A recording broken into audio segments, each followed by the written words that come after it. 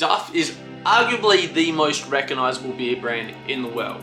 And it's fictional. It's a fictional beer. It's considered a parody on a mass market beer. So Duff is probably A lager, B, really cheaply made. It is heavily advertised in the world of The Simpsons. And anyone that tries to make it ends up getting sued by Fox. Whatever happened to fair use? So I'm gonna make Duff beer. I'm gonna make a lager, I'm gonna make it as cheaply as possible, and I'm gonna try to avoid being sued by Fox. Now Duff is essentially an American lager, and something I wanna produce is DMS. I have no idea how to produce DMS, but the malt I'm gonna be using is Pilsner malt. Just a base Pilsner malt. I'm gonna add in some dextrose a little bit later on, because I got it for free, and nothing says cheap as in using something that you got for free, because it was out of date. Oh no!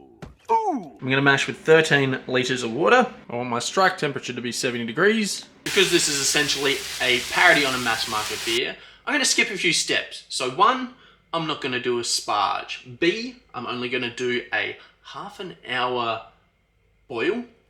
And C, I'm gonna reuse my trub from my last batch of beer. Hopefully this cools down to 65 degrees. I was trying to make something with short chain sugars because I want a beer that's really thin. When I was reading online to try and figure out how to make dimethyl sulfide, so DMS, it said it's produced at 80 degrees Celsius. I just couldn't figure out if it was produced at 80 degrees Celsius in the mash or when they were kilning the malted barley.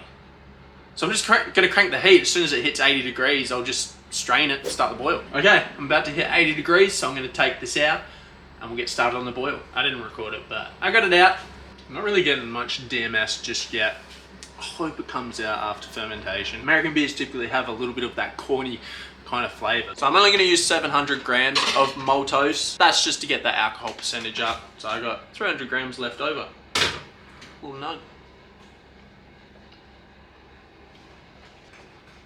It doesn't taste very good. Hallertau is the choice of hop for this beer, so I'll bang that in for half an hour. Left over in my fermentation tank is a European lager yeast. So I'm gonna rinse that, clean it, and reuse it straight away. I don't know how to reuse a trub. So this is all trial and error. I know how to wash a trub. Let's see if I can do that right. Because I used my flocculant at the wrong stage, look at it, it's all lumpy. Lumpy dacks in there. I just learnt that this thing's not completely watertight because I lifted it up over my head and got sanitizer in my eye. Everything going dark, like Duff Stout, the beer that made Ireland famous. You can kind of see that the trub is starting to separate. I need that goodness on top. I think I've made the mistake of adding too much water, so hopefully what's right in the middle there is actually yeast. Hopefully I didn't mess this up.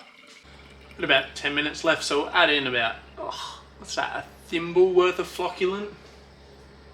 I was hoping it would be down to 10 litres by now. It's just sitting below 12 litres, so my gravity's a little bit off. It's 1.040 or 1.041, which means my alcohol percentage is going to be about 4. My OG is looking a bit better now. It's 1.045, so it's a bit closer. I reckon it'll be about 4.2%. I'd a guess. We've got 11.2 for my bricks. The colour of that is low-key kind of gross. So after washing my yeast, this is what I've got left. This one has a small amount in there. This one's got a bit of a large one. Should I just chuck both in? Like, I'm assuming what's down the bottom there is mainly dead cells. I'm gonna bang it all in. Good news is that one was carbonated when I opened it, so it's still active. On with my nicely sanitized Kreisen collar. See you in 2 weeks. Okay, firstly, let's make sure it actually tastes all right. Doesn't really have that sweet corn smell I was aiming for. It actually smells alcoholic. I don't know how to explain that. It smells quite... I can smell the vapor in it.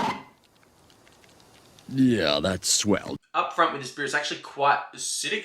But the aftertaste is like malt. Pure, unadulterated malt.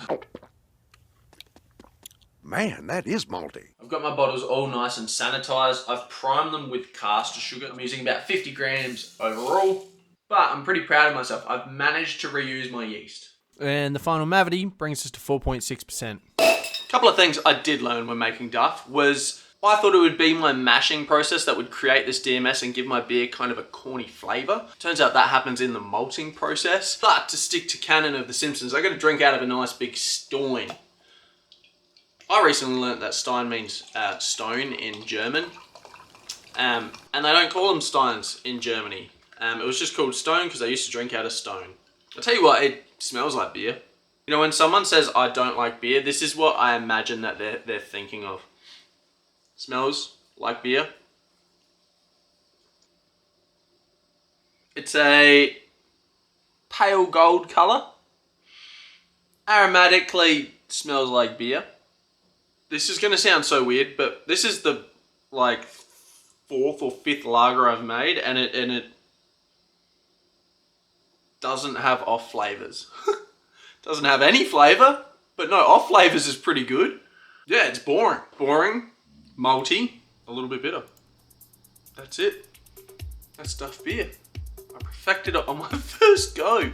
But at the end of the day, no one's ever going to know what Duff actually tastes like. Essentially, I have made Duff beer. I mean, it's all made on speculation. I can never know what Duff beer actually tastes like. But if you like speculation, I speculated the recipe for the world's most valuable beer.